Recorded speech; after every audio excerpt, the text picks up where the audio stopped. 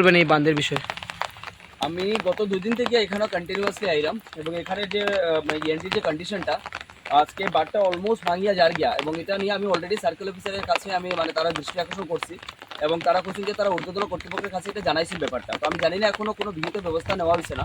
এবং যেভাবে বৃষ্টি হয় এটা যদি লাগাতার 2-3 দিন এই বৃষ্টিটা কন্টিনিউ চলে তাইলে কিন্তু এখানে বৃহত্তর যে এরিয়ার মানুষগুলো আছে এরা সবাই কিন্তু মানে এটা প্রাণনাশের একটা মানে হুমকির ব্যাপারে দাঁড়াইছে এটা, ঠিক আছে? কারণ প্রত্যেকে ঘর বাড়ি ছাড়িয়ে যেতে লাগবে এখানে এবং এই বারটাই একমাত্র যাতায়াতের পথ কিন্তু। এবং আমি এটা নিয়ে আমি দৃষ্টি আকর্ষণ করবো আমরা মন্ত্রী পীযূষ হাজারিকা এবং আমাদের মুখ্যমন্ত্রী হিমন্ত বিশ্ব শর্মা মহাশয়, যেহেতু তারা দুজনেই মানে যদি মানে চান তাইলে আমাদের এখানে যে লোকাল যে এমপি আসুন এবং এমএলএ যারা আসুন তারার থ্রুতে এই কাজগুলো করাইতে পারেন। কারণ এমপি বিগত অনেকবার তাই প্রতিশ্রুতি দেওয়া গেছে যে এই এনডির বাদের কাজ তাই করাইবা, কিন্তু তার কোনো দেখা পাওয়া গেছে না। এবং সেম আমাদের এমএলএও বিগত 5 বছর হইয়া ছাড়ছে কিন্তু মানে অলমোস্ট হইতে যার কিন্তু কোনো ধরনের কোনো সারা শব্দ আমরা দেখলাম না তারা। তো তারা নেগলিজেন্সের কারণে এই এই এই জিনিসগুলো হয় এবং যদি এই বারটা ভাঙে অলমোস্ট ভাঙিয়ে গেছে এবং এটা যদি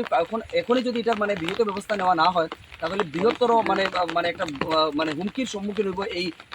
3-4টা গ্রামবাসী এবং মোর দেন 1000 ফ্যামিলিজ এখানে আছে যারা এখানে মানে দৈনন্দিন মানে রেগুলার আমাদের ফোন করে কন্টিনিউয়াসলি তারা জানার যে জিনিসটা যাতে